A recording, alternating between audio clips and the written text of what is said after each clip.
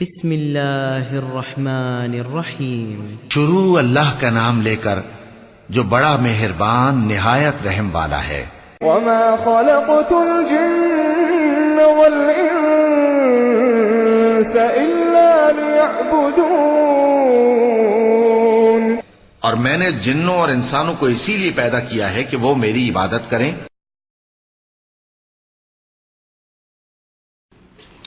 الحمدللہ وکفا وسلام علی عبادہ الذین اصطفیٰ اما بعد۔ یہ بات چل رہی تھی باب ما جاء ان بعض هذه الامت یعبد الاوثان، یعنی اس امت میں بھی کچھ لوگ ایسے ہوں گے جو مسلمان ہونے کے باوجود بت پرستی میں مبتلا ہوں گے۔ اس باب میں جو احادیث اور جو قرآنی آیات بطور استدلال اور دلیل کے شیخ الاسلام رحمۃ اللہ علیہ نے پیش کیا تھا، ان کا تذکرہ مکمل ہوا۔ مسائل کی بحث چل رہی تھی، مسائل میں پہلا مسئلہ گزر چکا ہے۔ دوسرا مسئلہ شیخ الاسلام بیان فرماتے ہیں تفسیر آیت المائدہ، سورۃ المائدہ کی جو آیت ہے اس کی تفسیر۔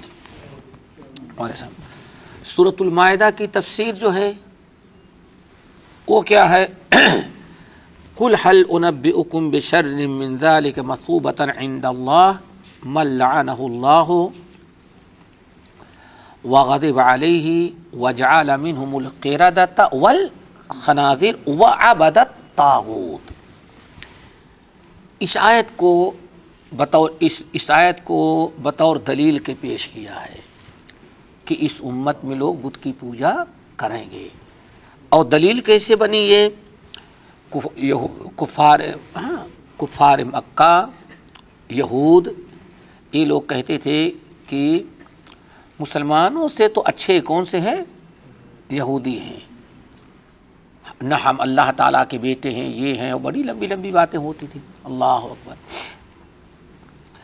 رب العالمین نے ارشاد فرمایا کہ اے یہودیو، تم مسلمانوں سے کیسے اچھے ہو سکتے ہو؟ کیوں؟ تم تو سب سے بدترین ہو۔ اس کی وجہ کیا ہے؟ تم وہ لوگ ہو کہ من لعنہ اللہ، جس پر اللہ نے اپنی لعنت بھیجی، وغضب علیہ، اللہ تعالیٰ کا غضب نازل ہوا ہے۔ اسی طرح سے وجعل منہم القردۃ والخنازیر، اور تم میں سے کتنے ایسے ہیں جن کو اللہ نے خنزیر اور بندر بنایا ہے۔ یہ تم اللہ تعالیٰ کے اچھے ہونے کی دلیل ہو، ایمان والوں سے تم اچھا بنتے ہو، اور تمہارے اندر کیا کیا ہوا ہے؟ اللہ رب العالمین نے خنزیر بنایا، بندر بنایا، لعنت بھیجی، غضب بھیجا، نازل کیا۔ وعبد الطاغوت، اور تم میں کتنے ایسے ہیں جن کو اللہ نے توحید سے محروم کیا اور کس کی پوجا کرنے لگے؟ وہ طاغوت، یعنی بت کی پوجا کرنے لگے۔ اب یہودیوں نے اور عیسائیوں نے طاغوت کی پوجا کی ہے۔ دلیل کیسے بنی؟ اس امت میں بھی شرک لوگ کچھ لوگ بتوں کی پوجا کریں گے۔ اس آیت سے دلیل کیسے نکلی؟ دلیل اس طرح سے نکلی کہ جو یہودیوں نے جو عمل کیا ہے، عیسائیوں نے جو کچھ کیا ہے، اللہ کے رسول نے فرمایا میرے امت کے لوگ کچھ لوگ سارا وہ کام کریں گے جو یہود و نصارہ کرتے ہیں۔ یہاں تک کہ آپ نے ارشاد فرمایا ایک ایک انچ، ایک ایک قدم ان کا تم اپناؤ گے، چھوٹا بڑا ہر طریقہ اپناؤ گے۔ سب تو نہیں اپنائیں گے، لیکن کچھ لوگ، اور آج دیکھ رہے ہیں۔ آپ ذرا سوچیں، اللہ کے رسول نے اس سے پہلے آج سے 1450 سال، 1450 سال بیان کیا کہ لَتَتَّبِعُنَّ سَنَنَ مَنْ كَانَ قَبْلَكُمْ شِبْرًا بِشِبْرٍ وَذِرَاعًا بِذِرَاعٍ۔ تم سے پہلے امتوں نے جو کچھ کیا ہے تم سب کچھ وہ کرو گے۔ تو صحابہ کرام نے کیا فرمایا تھا؟ آل یہود والنصارى، یہود والنصارى، اور کون؟ انہیں کو تو تم اچھا سمجھو کہ ترقی یافتہ۔ آج ذرا سوچیں واللہ، جو کچھ وہ کرتے ہیں، چاہے ان کا مرد کرے یا عورت کرے، وہ ساری چیزیں ہم کرتے ہیں۔ بلکہ آپ تجربہ کریں، وہ تو کر کے چھوڑ دیتے ہیں اور ہمارے مسلم ملکوں میں بھیج دیتے ہیں، اور وہ کرتے بھی نہیں۔ پھر سب کون کرتا ہے؟ وہ بس ایجاد کرتے ہیں، شروع کرتے ہیں، ایک مرتبہ سامنے آ کے دکھا دیا، اب وہ کچھ اور سوچیں گے، لیکن اب اس کو آگے بڑھانے والے، کرنے والے کون ہوتے ہیں؟ ہم لوگ ہوتے ہیں۔ تو شرک بھی انہوں نے کیا تو شرک بھی تم کرو گے۔ وہ عبادت طاغوت، بتوں کی پوجا کیا تو تم بھی بتوں کی پوجا کرو گے۔ الثالثہ تفسیر آیت الکہف، سورۃ الکہف کی آیت، یہ تیسرا مسئلہ۔ اس کی بھی اس سے کیسے دلیل نکلی؟ شیخ الاسلام نے تیسری آیت جو نقل کی تھی کہ اس امت میں کچھ لوگ ایسے پیدا ہوں گے جو بت کی پوجا کریں گے، اس کی ثبوت میں، اس کے دلیل میں سورۃ الکہف کی آیت پیش کی تھی۔ اور کیا پیش کیا تھا کہ 309 سال کے بعد جب اٹھائے گئے تو یہ ہوا کہ تو اندر گھس گئے، لیکن جو قوم کے لوگ تھے ان کے قوم کے لوگ، انہوں نے کہا بھائی بطور یادگار کے کچھ نہ کچھ یہاں بنانا چاہیے۔ اختلاف ہوا۔ وقال الذين غلبوا على امرهم لنتخذن عليهم مسجدا، اور جو پاور والے لوگ تھے، اقتدار والے لوگ تھے، جن کو حکومت کی حمایت حاصل تھی، پاور حاصل تھا، اور وہ کون سے لوگ ہوتے ہیں؟ سیاسی لوگ ہوتے ہیں۔ یاد رکھو، حکومت کی پناہی پشت پائے انہی کو حاصل ہوتی، یا تو سیاست اور یا تو باطل کیا رواج اور عروج کرنا۔ تو اہل باطل جو تھے انہوں نے کہا یہاں ہم مسجد بنائیں گے۔ یہاں ہم نے تفصیل کے ساتھ بتایا تھا، دلائل کے ساتھ، کہ مسجد بنانے والے موحدین اور نیک لوگ نہیں تھے، بلکہ دنیا دار اور بے دین بد عقیدہ لوگ تھے، جیسے کہ تمام یعنی تقریباً 99% علماء اور مفسرین اور محدثین اور مورخین نے اس کی صراحت کر دیا ہے۔ اب دیکھیں بنی اصحاب کہف نے اصحاب کہف پر، جہاں وہ چھپے تھے اس غار پر لوگوں نے مسجد بنایا۔ کس لیے مسجد بنایا؟ کہ برکت حاصل ہوگی، ایک یہ، دوسرے یہ کہ ان کے محبت میں غلو کیا۔ کن کی محبت میں؟ اصحاب صاحب بہت بڑے ولی تھے، دیکھو 309 سال تک اللہ تعالیٰ نے ان کو غار میں رکھا، لیکن اس کے باوجود بھی 309 سال کے بعد زندہ کر دو تو یہی کہیں گے نا، اللہ نے فرمایا سوئے ہوئے تھے، ہم نے سلا دیا تھا، لیکن وہ کیا کہیں گے؟ دیکھو ولی جو ہے مرتے نہیں، ولی زندہ، اللہ دنیا بھر کی چیزیں اب اس پر انہوں نے بنا دیا۔ مسجد تو بنایا، آگے چل کر کے یہی شرک کا سبب بن جاتا ہے۔ تو یہ تیسری دلیل تھی۔ نمبر 4 یعنی چوتھا مسئلہ، وہی اہمھا، اور یہ بڑے اہم مسائل میں سے ہے۔ کون سا؟ چوتھا مسئلہ جو ہے یہ اس باب کے اہم مسائل میں سے ہے، صرف مسائل نہیں بلکہ بڑا اہم مسئلہ ہے۔ ما معنی الایمان بالجبت والطاغوت، هل هو اعتقاد قلب او موافقت اصحابها مع بغضها ومعرفت بطلانها؟ اس کو سمجھنے کی ضرورت ہے۔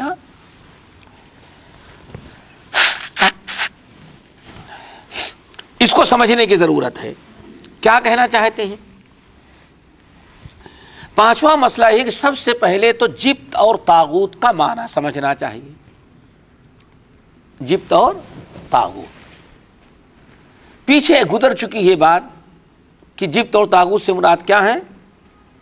شرکی احکام، بتوں کی پوجا، بت پرستی، اللہ کو چھوڑ کر کے جس کی لوگ پوجا کرنے لگے وہی کیا بن جاتا ہے؟ طاغوت ہے۔ طاغوت کا معنی اب یہاں اصل میں جو بنی پہلی آیت گزری تھی، آیت النساء، بطور دلیل کی جو پیش کی تھی، وہ کیا تھا؟ الم تر الی الذین اوتوا نصیبا من الکتاب युमिनून बिलजिब्त वत्तागूत वयक़ूलून लिल्लज़ीना कफ़रू हाउलाई अहदा मिनल्लज़ीना आमनू सबीला। क्या उसका खुलासा है? आयत क्या है? आयत का मतलब गुजर चुका है, फिर इख्तिसार के साथ बता दें कि मदीने तैयबा में जो यहूदी आबाद थे, उन यहूदियों में एक बहुत बड़ा बाअसर उनका बादशाह के तौर पर और उनका सरदार और मालवाला भी था, काब इब्न अशरफ।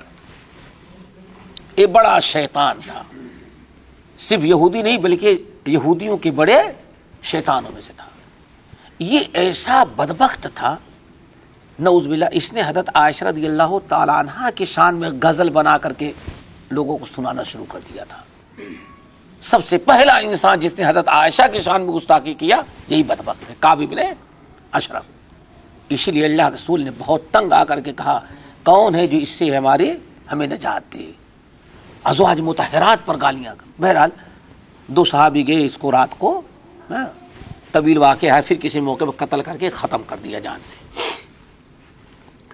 ये मक्का जब गया था तो मक्के के कुफ़ार और मक्के के सरदार इस यहूदी बादशाह उनके आलिम के पास पहुँचे और कहा कि भाई हम लोग तो उम्मी हैं, हम लोग तो जाहिल हैं, आप लोग तो तौरात के पढ़े लिखे आलिम हैं, आपको सही पता होगा कि ये मुसलमान जो हैं वो कितने सही अकीदे पर हैं, कितना सिराते मुस्तकीम पर हैं, कितने सच्चे हैं, कितने हिदायत पर, आप ही लोगों को पता होगा, हम जाहिलों को तो कोई पता नहीं है।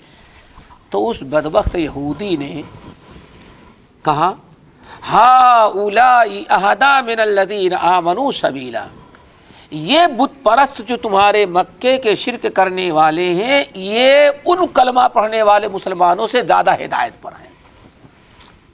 यानी क्या बताया कि मुसलमानों से तो हज़ारों गुना ज़्यादा सिराते मुस्तकीम पर कौन है? बुत परस्त है। ये समझो पहले।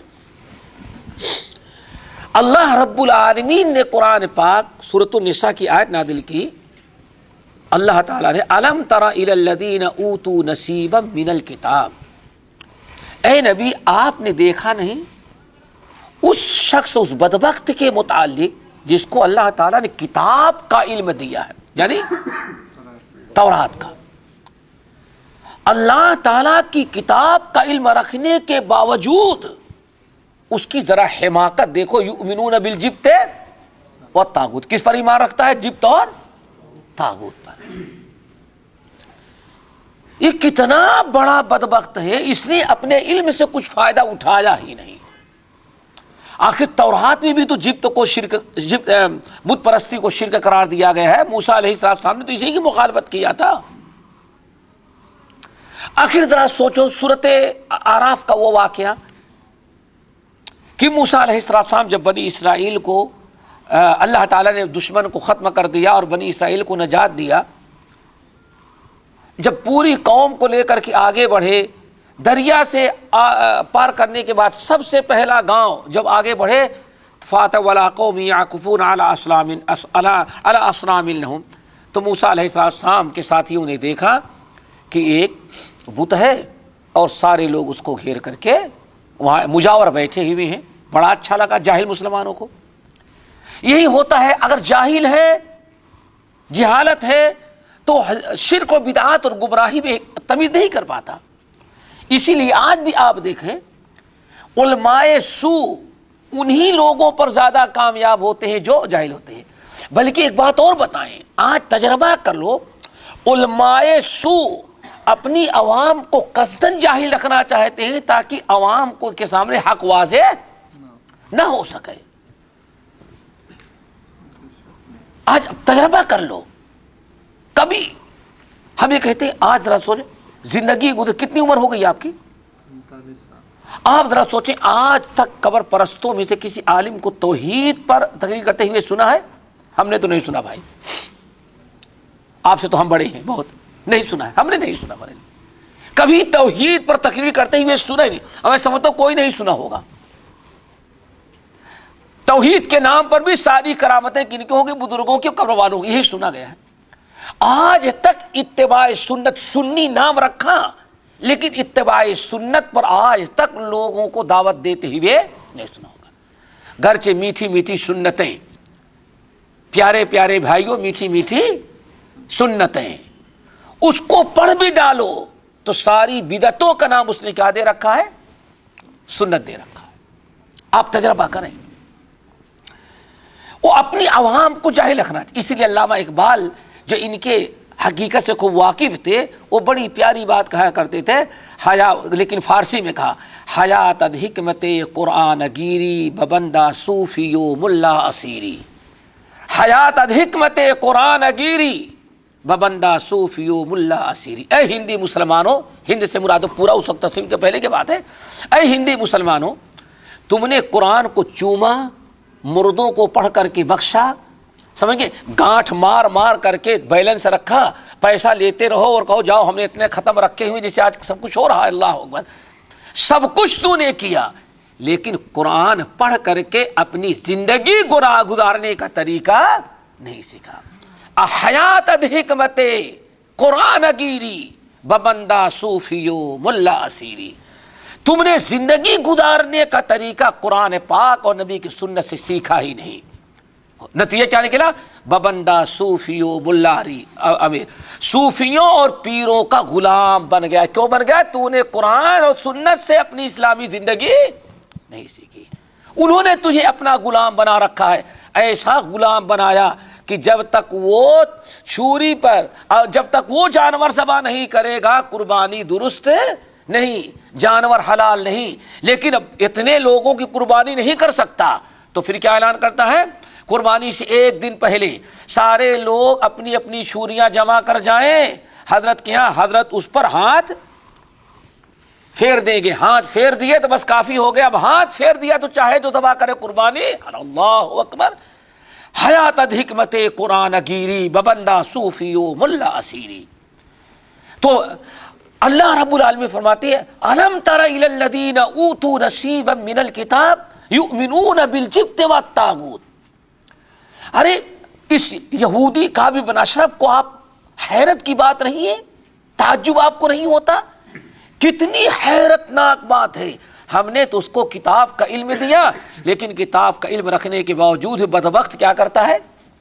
ایمان کس پر رکھتا ہے؟ جبت اور طاغوت پر۔ موسیٰ علیہ السلام کے ساتھی بنی اسرائیل مصر میں رہ کر کے ساری زندگی جہالت میں گزری، سمجھ گئے نا، گلا تو گھونٹ دیا اہل کالج نے تیرا، کہاں سے آئے نہیں، یوں اولاد کے قتل، اکبر الہ آبادی، یوں اولاد کے قتل سے بدنام نہ ہوتا کاش کہ فرعون کو کالج کی نہ سوجھی، سمجھ گئے نا۔ یعنی اکبر الہ آبادی کہتے ہیں ان انگریزوں سے مہا بیوقوف ہوتا کون تھا؟ فرعون۔ 1,00,000 مسلمان بچوں کو بلا وجہ قتل کر ڈالا، لیکن جس سے حکومت جانی تھی جا کر کے رہی، موسیٰ زندہ رہ گئے۔ انگریزوں نے کیا کیا؟ ہم فرعون جیسی پالیسی نہیں اختیار کریں گے، ہم ان کے نصاب تعلیم بدل دیں گے اور اپنے ٹیچروں کو بدل دیں گے، اسکول میں بچے آئیں گے وہاں سے ہم سب کو بے دین بنا کر کے نکال دیں۔ اللہ اکبر۔ اسی لیے گلا تو گھونٹ دیا اہل کالج نے تیرا، کہاں سے آئے صدائے لا الہ الا۔ آج اپنی آنکھوں سے ذرا دیکھو، اپنی آنکھوں سے دیکھو۔ تو موسیٰ علیہ السلام پیسے لے کے نکلے، جاہل قوم تھی، یعکفون علی اصنام لہم، دیکھا کہ ایک درگاہ ہے، یہ درگاہ ہی کہو اور کیا کہو، غلط ہے بھائی، درگاہ ہی سمجھو، مجاور بیٹھے ہوئے ہیں۔ تو جاہل مسلمان جو تھے موسیٰ سے کیا کہا؟ یا موسیٰ اجعل لنا الہا کما لہم آلیہ، یہ تو بڑے اچھے بابا ہیں لیکن یہ تو ہندوؤں کا ہے، کافروں کا، آپ ہمارے لیے ایک بنا دیں جو آپ بنائیں گے۔ اللہ اکبر۔ اجعل لنا الہا کما لہم آلیہ۔ موسیٰ کلیم اللہ، تمہارا بیڑا غرق ہو، ابھی ابھی اللہ نے تم پر کرم کیا، تم شرک کی دعوت دیتے ہو، اللہ کے علاوہ تمہارے لیے کوئی معبود ہم مقرر کریں، ڈانٹا ان کو۔ تو دیکھو موسیٰ کلیم اللہ نے بھی درگاہ پرستی، قبر پرستی اور شرک سے منع کیا، اور انہیں موسیٰ علیہ السلام پر نازل ہونے والی کتاب تورات کا یہ عالم ہے کعب بن اشرف، لیکن اس کی ضلالت و گمراہی ذرا دیکھو. کتاب اللہ کا علم رکھتے ہوئے بھی ایمان کس پر رکھتا ہے؟ جبت اور طاغوت پر. اب یہاں اگر کوئی جبت اور طاغوت پر ایمان رکھے، جیسے یہ بڑا اہم مسئلہ ہے، بلکہ شیخ الاسلام نے کیا کہا، اس باب کے مسائل میں سب سے اہم مسئلہ ہے، ذرا غور سے کریں. اب سمجھے، اتنا سمجھ گئے نا. اب اس کے بعد سوال یہ ہے کہ کعب بن اشرف یہودی عالم اور اس کے ساتھی جبت، ابھی قرآن نے بیان کر دیا کس پر ایمان رکھتے تھے؟ جبت اور طاغوت پر. تو آیا جبت اور طاغوت پر واقعی وہ اعتقاد رکھتے تھے؟ سوچنے کی چیز ہے. دل سے اعتقاد رکھتے تھے کہ نہیں نہیں اوپر والا تو ہے، لیکن بہرحال ان کو کچھ نہ کچھ پاور اللہ کی طرف سے ٹرانسفر کر دیا گیا ہے، اور یہ کچھ نہیں تو ہماری مراد وہاں تک پہنچا دیتے ہیں. آیا دل سے ان اعتقاد رکھتے تھے کعب بن اشرف وغیرہ؟ جیسے غیر مسلمین بتوں کے بارے میں واقعی وہ غیر مسلموں کی طرح وہ بھی عقیدہ رکھتا تھا ایسا، یا کہ عقیدہ تو ان پر نہیں رکھتا تھا لیکن بس ظاہری طور پر مشرکوں کی موافقت کرتا تھا؟ یہ سمجھنے کی چیز ہے. سب سے اہم مسئلہ اس باب کا ہے. سمجھو، پہلے تو آپ سمجھ گئے کہ اللہ تعالیٰ نے بڑے تعجب کرنے کا حکم دیا کہ تورات کا علم رکھنے کے باوجود بھی، آسمانی کتاب پر علم رکھنے کے باوجود بھی یہ کیا کرتا ہے؟ جبت و طاغوت پر تصدیق کرتا ہے. ایمان کے معنی تصدیق. اب آیا تصدیق اس کی کیسی تھی؟ آیا واقعی دل سے تصدیق کرتا تھا جیسے بت پرست بتوں کی تصدیق کرتے ہیں دل سے، ان کو مشکل کشا، حاجت روا سب کچھ سمجھتے ہیں؟ ویسے ہی یہ کعب بن اشرف تورات پر ایمان رکھنے کے باوجود غیر مسلموں کی طرح جبت و طاغوت پر ایمان رکھتا تھا، یا کہتا تو ایمان تو نہیں رکھتا تھا، سمجھتا تھا کہ یہ بت ہے، نقصان اور فائدے کے مالک نہیں، بس وہ ان کی موافقت اور دوستی نبھانے کے لیے یہ کر رہا تھا. تو اب دو شکلیں ہیں.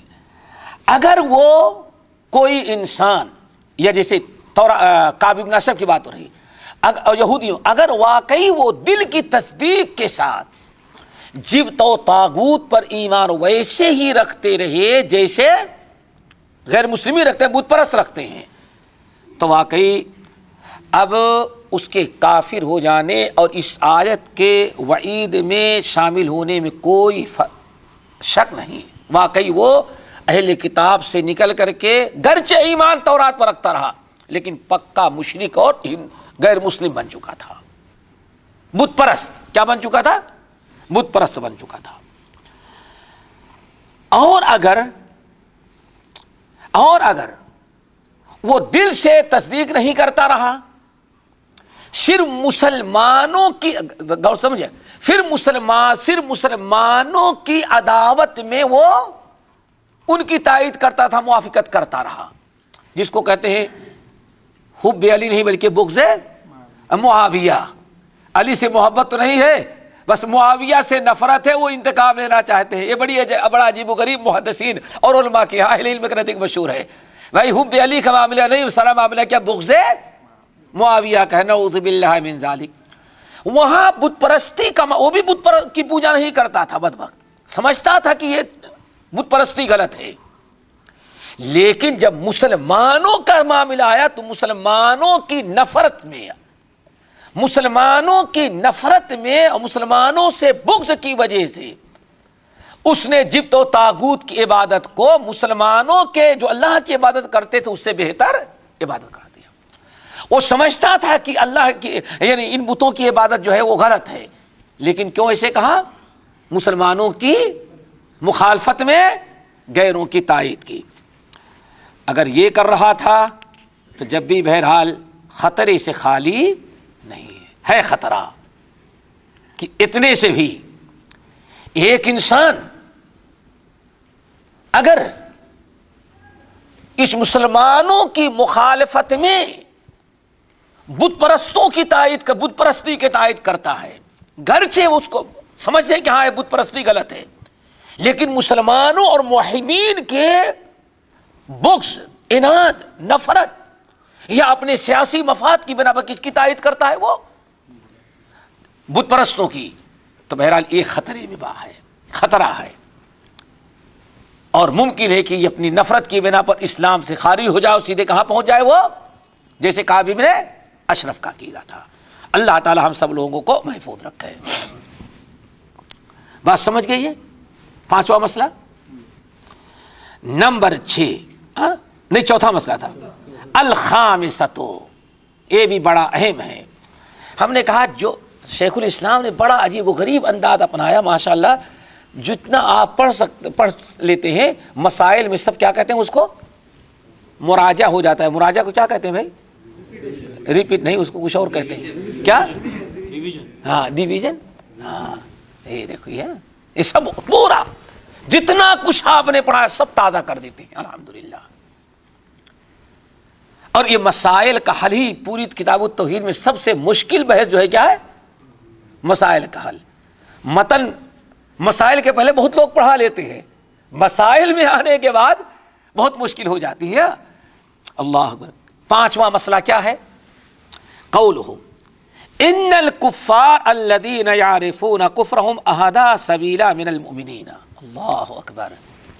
پتہ نہیں اس کسوٹی پر آج کتنے لوگ نکلیں گے۔ ہاں، ہمارے بھائی بیٹھے ہوئے ہیں، ان کا ارباب دراسا، گرچہ آپ جیسے دیندار ہو، نمازی ہو، سب کچھ، ذرا سا تکلیف پہنچے تو اللہ کی قسم ان سے اچھے تو یہودی ہیں۔ بھائی یہاں میں لوگوں سے باتیں سنتا رہتا ہوں ایسے، یہ میں کہتا ہوں سب سنتے ہوں گے، ارے ان سے اچھے تو کیا ہیں؟ وہ کفار ہیں، اور سب چھوڑ دو۔ اللہ اکبر، نام نہیں لیتا میں، ہمارے یہ بھائی تو آسانی سے سمجھ جائیں گے یہ لوگ۔ آپ ذرا بتائیں، کیا ہمارے اور آپ کے ہاں ایک نیم سیاسی، کیا فل سیاسی جماعت، بڑی تحریک، حکومت الہیہ کے علم بردار اپنے آپ کو سمجھتے ہیں؟ برا نہ لگے کسی کو، جا کے عقیدہ دیکھو، نظریات دارا دیکھو۔ ہاں، کیا آج یہ پوری دنیا میں جتنے مسلمان اہل سنت والجماعت سے تعلق رکھنے والے لوگ ہیں، ان سے زیادہ پڑوسی ملک جو ابو بکر عمر کو گالیاں دینے والے ہیں، کیا ان کی حکومت کو ان کی حکومتوں سے اچھی نہیں کہتے؟ کھلے لفظوں میں۔ میں سمجھتا ہوں شاید سمجھ گئے ہوں گے، تجربہ کرو۔ اللہ اکبر، حیرت ہوتی ہے۔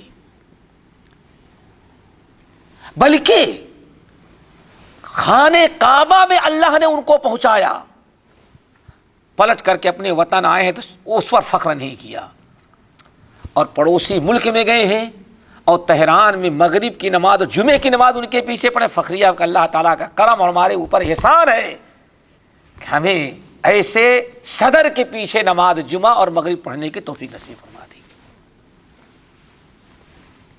میرے بھائیو، یہ سب اسی وقت ہوتا ہے جب عقیدے میں خلل ہو، توحید میں خلل ہو۔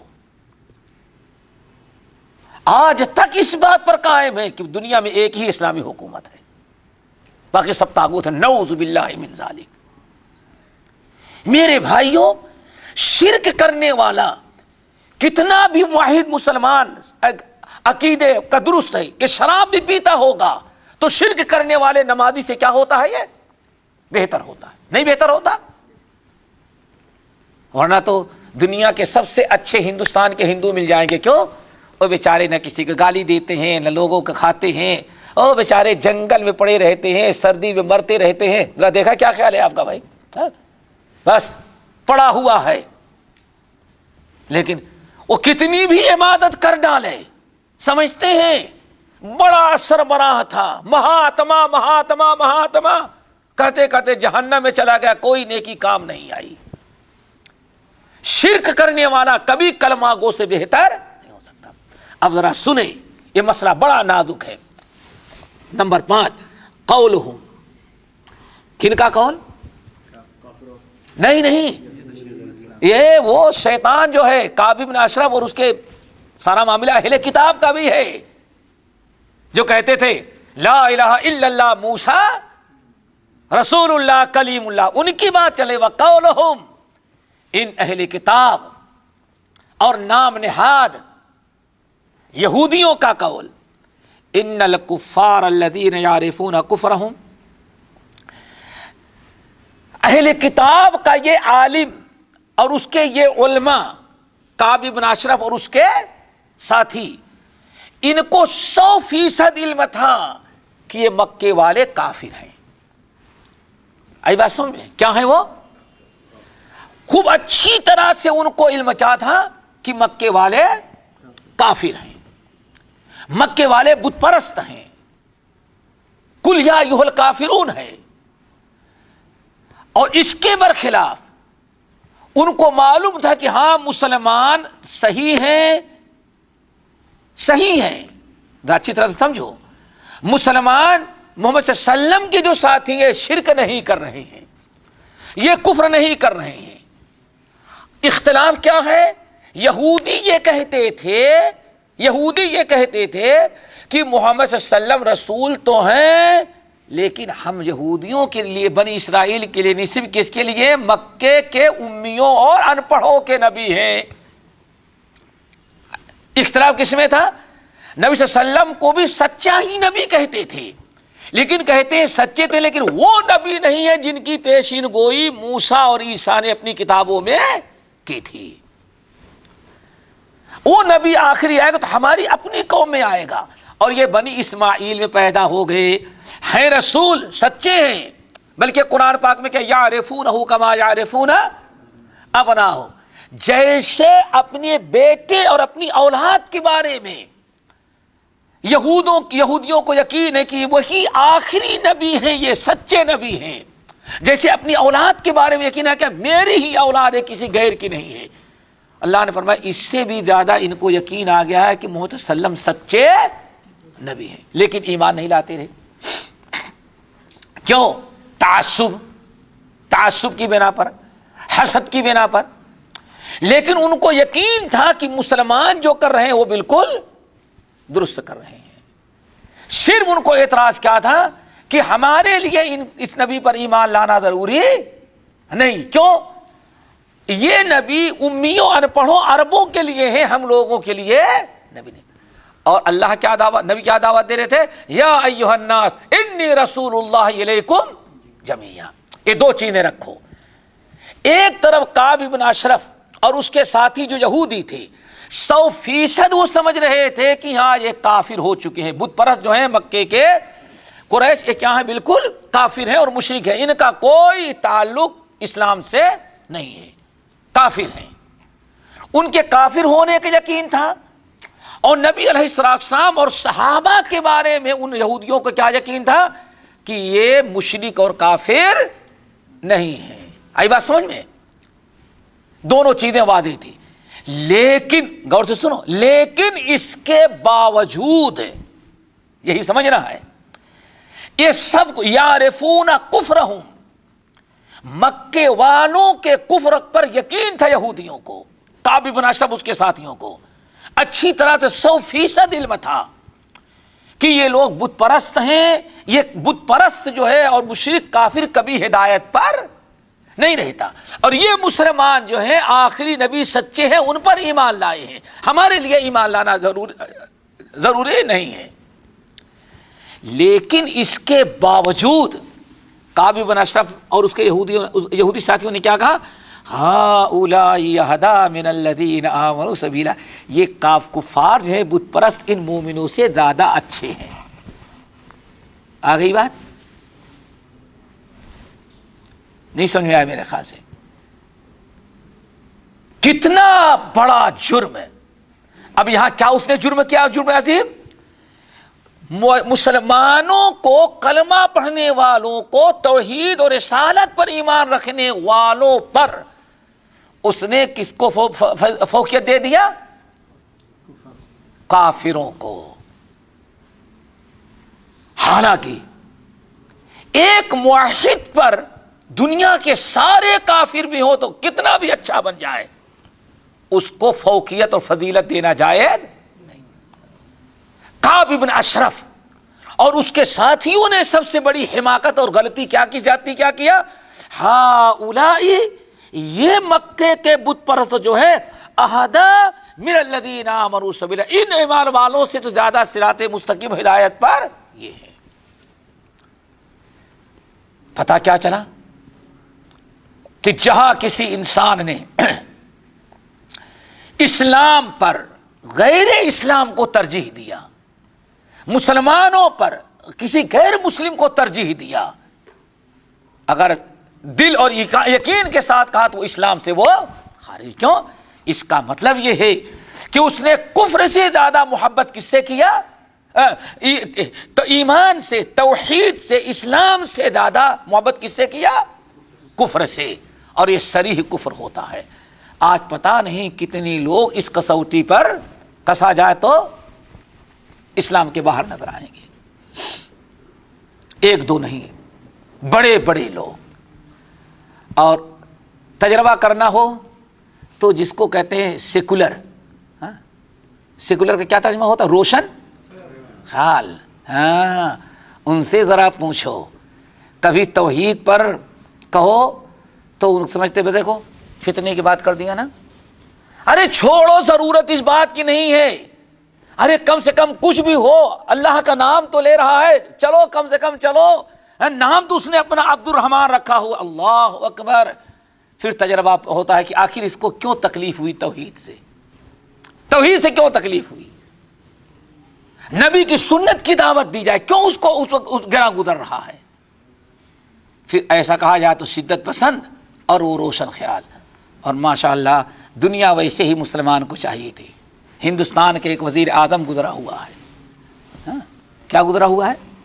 وزیر اعظم، جس کی کھوپڑی کتے کھا گئے تھے، کھوپڑی ہی کتے کھا گئے، جلایا بھی گیا، لے گئے، اللہ اکبر۔ اس نے جب آخری مرتبہ الیکشن میں کھڑا ہوا تو کھڑے ہونے کے بعد سب سے پہلے اجمیر رائے بریلی گیا،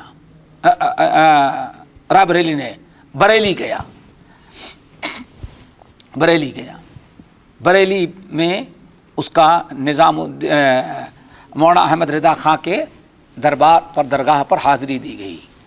اس نے بہرحال، اور جب وہ گیا تو چونکہ کئی زبانوں کا مالک ہے، اردو بھی پڑھا ہوا ہے، تو احمد رضا خان کی یا جو شرک و بدعت کی کتابیں ہیں اس کو دیا، اس کو اس نے پڑھا۔ پھر اس کے بعد اجمیر گیا۔ کیوں گیا؟ اس کافر کا، وزیر اعظم کا اس بات پر یقین ہے، اس کو یہی تعلیم ملی کہ کتنی بھی مشکلات ہوں لیکن درگاہ پر چادر چڑھا دیں گے، وہاں پہنچ جائیں گے تو بہرحال وہ ہمیں پھر دوبارہ جتا دیں گے، کامیاب بنا دیں گے۔ اللہ اکبر، اس نیت سے گیا۔ اس لیے کہا جاتا ہے دنیا میں سب سے بڑی چادر جس نے آج تک درگاہ پر چڑھائی ہے وہی ہندوستان کا وزیر اعظم۔ اتنا بڑا چادر آج تک دنیا میں کسی درگاہ پر نہیں چڑھائی۔ وہاں سے آنے کے بعد بیان دیا کہ ہندوستان میں ایک ہی عالم ہے اور اس کے ماننے والے جو یہاں کے حساب سے ملک میں ہندو مسلم دونوں ایک بن کر کے رہ سکتے ہیں۔ وہ کون عالم ہے؟ احمد رضا خان، اور اس کی کتاب ہے۔ کس نے بیان دیا؟ وزیر اعظم ہند۔ اللہ اکبر، کتنی صفائی کے ساتھ کتاب کو پڑھا تو سمجھ گیا کہ صرف الفاظ کا فرق ہے، کام تو دونوں کا ایک ہی ہے۔ بڑے اچھے انداز میں اس نے فخریہ طور پر اعلان کیا۔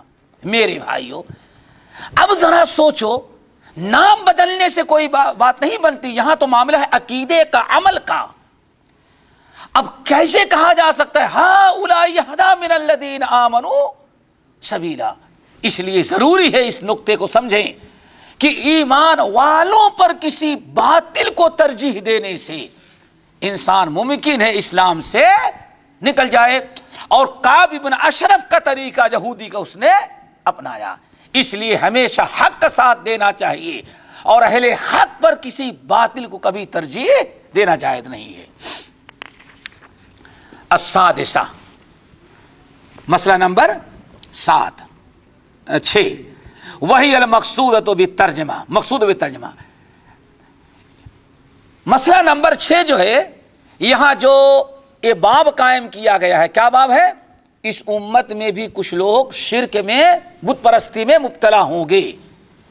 یہ مسئلہ بیان کرنے کے لیے جو باب قائم کیا گیا ہے وہ 6واں مسئلہ ہے. کیا ہے؟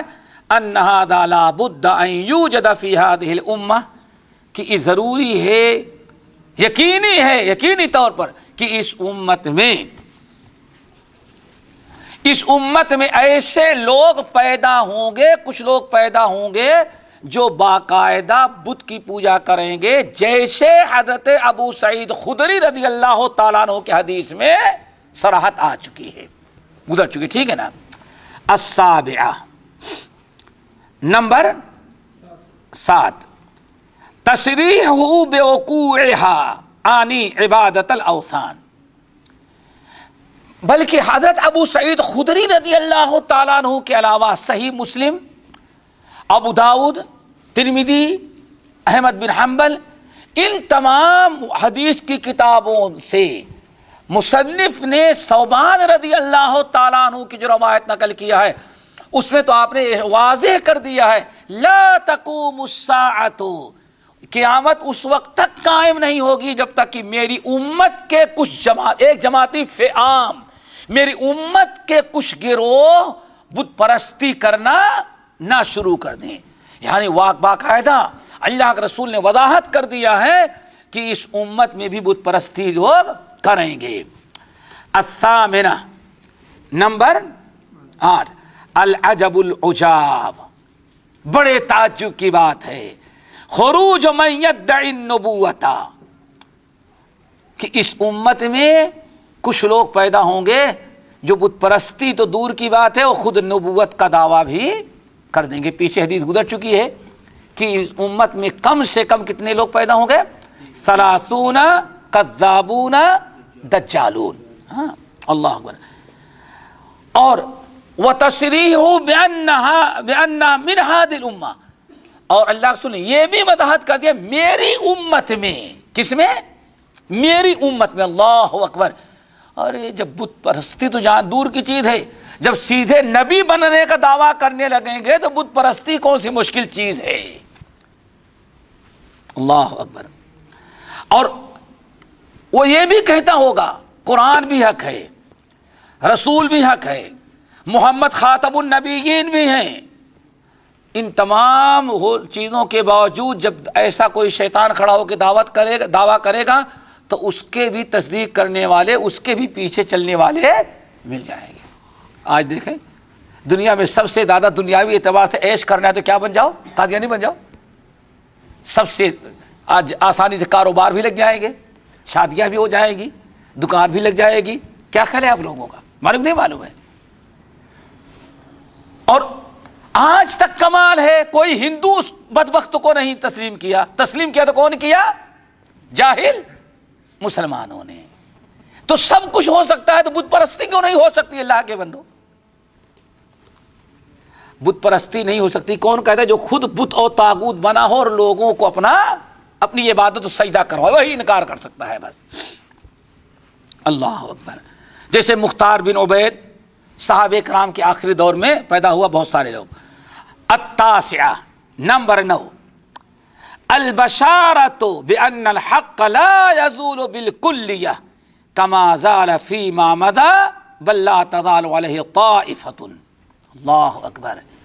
مسئلہ نمبر 9، اس بات کی بھی اللہ کے رسول صلی اللہ علیہ وسلم نے وضاحت کر دی، پیشین گوئی کی اور بشارت سنائی ہے کہ کتنے بھی فتنے پیدا ہو جائیں، کتنے بھی نبوت کا دعویٰ کرنے والے آ جائیں، کتنے بھی گروہ جا کر کے بتوں کے مشرکوں سے مل جائیں، بت پرستی کرنے لگیں، لیکن اس امت میں ایک گروہ برابر موجود رہے گا جو باطل سے کبھی سمجھوتا نہیں کرے گا، حق پر قائم رہے گا.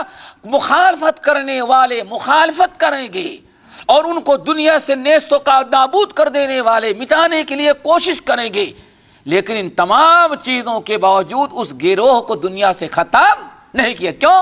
طائفہ منصورہ ہے، اللہ تعالیٰ اس کی مدد کرے گا. اور الحمدللہ آج بھی ہے اور قیامت تک یہ گروہ موجود رہے گا ہمیشہ.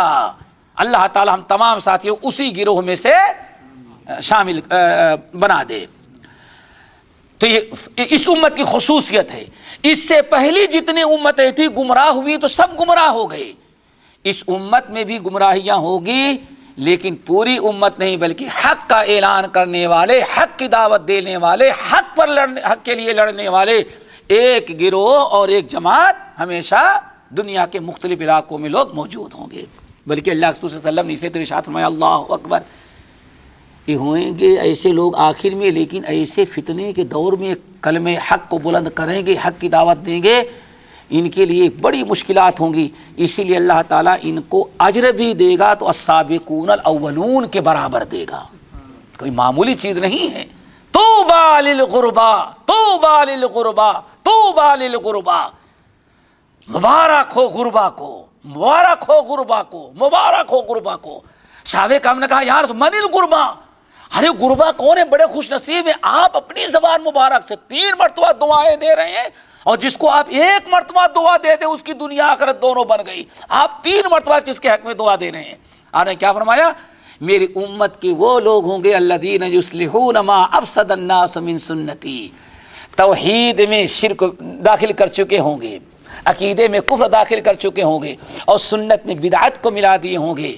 ایسے موقع پر میری امت کے وہ گروہ اور وہ لوگ افراد جو شرک، لوگوں کی بگاڑی ہوئی چیز کی اصلاح کرتے ہوں گے، ان کے لیے میں کہتا ہوں 3 مرتبہ اللہ تعالیٰ ان کو توبہ ہو، ان کے لیے توبہ ہو، ان کے لیے توبہ ہو۔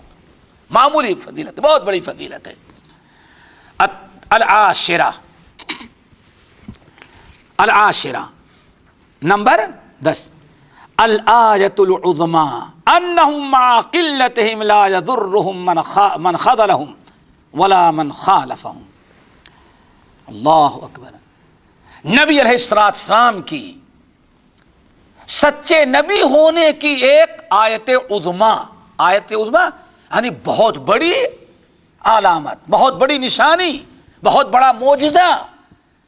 آپ کو اللہ تعالیٰ نے بے شمار معجزات جو دیے ہیں، ان میں ایک بہت بڑا معجزہ یہ ہے کہ آپ نے جو پیشین گوئی کر دی آدمی اپنے آنکھوں سے ویسے ہی دیکھ لے۔ آپ نے پیشین گوئی کیا کہ میری امت میں کتنے بھی فتنے آئیں، کتنی بھی گمراہیاں پھیل جائیں، یہاں تک کہ نبی بھی پیدا ہونے لگیں گے جھوٹے، لیکن ایک گروہ قائم ہوگا، اللہ اس کی مدد کریں گے۔ دنیا کے سارے لوگ مل کر کے اس کو مٹانا چاہیں گے لیکن مٹا نہیں سکیں گے، ساری دنیا کے لوگ مل کر کے ان کی زبان بند کرنا چاہیں گے لیکن ان کی زبان بند نہیں کر سکتی۔ اللہ کے نبی علیہ السلام نے جو پیشین گوئی کی تھی، آج اللہ رب العالمین نے کتنے بھی فتنے فساد ہو جائیں، دیکھتے ہیں ہر جگہ حق کو بلند کرنے والے ایک گروہ کو اللہ تعالیٰ آج بھی باقی ہے اور آئندہ بھی باقی رہے گا۔ کبھی انہیں قید کیا جائے گا، کبھی جیلوں میں ڈالا جائے گا، کبھی انہیں نظر بند کیا جائے گا، کبھی انہیں بے دخل کیا جائے گا، طرح طرح سے مصیبتیں آئیں گی، لیکن اس گروہ کو دنیا سے کوئی مٹا نہیں سکتا۔ ہاں دیکھتے نہیں، جب اکبر بادشاہ نے دین اکبری جس کا نام دین الہی دیا تھا، آخر کار اس نے ایجاد کیا، تو جیل میں بھی رہ کر کے مجدد الفسانی رحمت اللہ علیہ نے حق کی آواز بلند کیا۔ جیل سے باہر رہنے والے تو بدعقیدہ ہو گئے، لیکن جیل میں جتنے نمبری قیدی تھے سب کو انہوں نے موحد متبع سنت بنایا، اور جو بڑے بڑے مجرم تھے جیل میں رہ کر کے تہجد گزار بن گئے۔ وہ انسان جہاں بھی رہے گا حق کو اللہ حق باقی رہے گا قیامت تک، اس لیے اللہ تعالیٰ ایک گروہ کو بھی ایسے ہمیشہ زندہ رکھے گا۔ نبی علیہ السلام نے جیسے فرمایا پیشین گوئی کی اپنی آنکھوں سے دیکھ لیں، یہ نبی کے سچے نبی ہونے کی دلیل اور معجزہ ہے۔ الحادیۃ عشرہ نمبر 11، ان ذلک شرط الی قیام الساعہ، اور یہ کب تک قائم رہے گی؟ ہاں یہ ختم ہونے والے نہیں۔ الثانیۃ عشرہ، اللہ اکبر، مسئلہ نمبر 12، ما فیہ من الآیات العظیمہ منہا اخبارہ بان اللہ ذوالہ لہ المشارق والمغارب، اس حدیث میں جو ابھی پڑھ چکے ہیں اس میں بڑی بڑی نشانیاں اور نبی کے معجزات، اللہ رب العالمین کی قدرتوں کی نشانیاں ہیں۔ ان میں سے کیا ہے؟ آپ نے کیا بیان فرمایا؟ اے لوگو، مشرق اور مغرب کی زمین کو اللہ نے کیا کیا؟ سمیٹ دیا، یہاں تک کہ میں سب کچھ دیکھ لیا۔ بڑے بڑے محلوں میں کیا کیا رکھا اللہ نے ہم کو سب کچھ دکھا دیا۔ یہ آپ کا بہت بڑا کیا تھا؟ معجزہ اور کمال تھا۔ اور یہ بھی وَأَخْبَرَ بِمَعْنَى ذَلِكَ فَوَقَعَ كَمَا أَخْبَرَ بِخِلَافِ الْجُنُوبِ وَالشِّمَالِ۔ اللہ کے رسول نے کیا بیان فرمایا تھا؟ مشرق اور مغرب، اسی لیے اسلام میں سب سے زیادہ کہاں پھیلا؟ مشرق اور مغرب۔ یہ بھی اللہ کے نبی علیہ السلام کا ایک معجزہ ہے۔ اسی طرح سے آپ نے کیا ارشاد فرمایا کہ اللہ اکبر، آپ نے ارشاد یہ فرمایا کہ میری امت پر جب تلوار، میری امت آپس میں لڑنے لگی کہ تلوار اٹھے گی تو پھر قیامت تک یہ تلوار ختم ہونے والی نہیں ہے۔ پھر آپ نے کیا پیشین گوئی کی؟ ہم نے دعا مانگی 3 چیزوں کی، تو اللہ نے کیا بیان فرمایا؟ آپ کی دعا قبول تو کر لے رہے ہیں کہ کسی ایسی قوم کو، غیر قوم کو آپ کی امت پر نہیں مسلط کریں گے کہ آ کر کے آپ کی امت کو ہلاک کرے اور امت کی ماں اور بہنوں کی عزت لوٹے بادیا بنائے۔ ہم نے آپ کی دعا قبول کر لی، لیکن کب تک؟ جب تک آپ مسلمان، آپ کی امتی آپس میں نہ لڑنے لگیں۔ جب آپس میں لڑنے لگیں گے تو غیر قوم کو مسلط۔ اللہ اکبر، کتنی بڑی نشانی تھی، اور آج اپنی آنکھوں سے دیکھ لو۔ اللہ اکبر۔ اسی طرح سے نبی علیہ السلام سے کیا فرمایا؟ میری امت پر مجھے سب سے زیادہ جو ڈر ہے وہ یہ کہ علماء ائمہ ضلال ایسے پیشوا پیدا ہوں گے جو لوگوں کو جہنم کے دروازے پر کھڑے ہو کر کے لوگوں کو جہنم کی طرف بلاتے ہوں گے۔ کیا مطلب؟ ایسے کفر، بدعات، ضلالت کی طرف لوگوں کو بلاتے رہیں گے، اور لوگ قبول کریں گے، اس سب کو لے کر کے جہنم میں چلا جائے گا، جس کی تفصیل گزر چکی ہے۔ اللہ اکبر۔ یہ ساری چیزیں جو اللہ کے رسول نے بیان کی، پیشین گوئی کی، سب آج اپنی آنکھوں سے دیکھ لے۔ مسئلہ نمبر 13، حصر الخوف علی امتہ من الائمۃ المضلین۔ نبی علیہ السلام نے اللہ اکبر کیا فرمایا؟ سب سے زیادہ مجھے جس چیز کا اپنی امت پر ڈر ہے، صرف سب سے زیادہ جس چیز کا ڈر ہے وہ کیا ہے؟ الائمۃ المضلین، بھٹکے ہوئے پیشوا، چاہے حاکم کی شکل میں ہو، پیر و فقیر کی شکل میں ہو، یا علماء سو کی شکل میں۔ 3 بتا چکا ہوں میں اس کے پہلے۔ اللہ اکبر۔ یہی اللہ رسول نے فرمایا ساری چیزوں سے تو نقصان کم ہوگا، لیکن ائمہ مضلین جو میری امت پر مسلط ہو جائیں گے تو سب سے زیادہ میری امت کو صرف انہی لوگوں سے نقصان ہوگا۔ الرابعۃ عشرہ، اللہ اکبر، الرابعۃ عشرہ، 14 نمبر کا مسئلہ یہ ہے التنبیہ علی معنی عبادت الاوثان۔ عبادت الاوثان، بت پرستی کا معنی کیا چیز ہے؟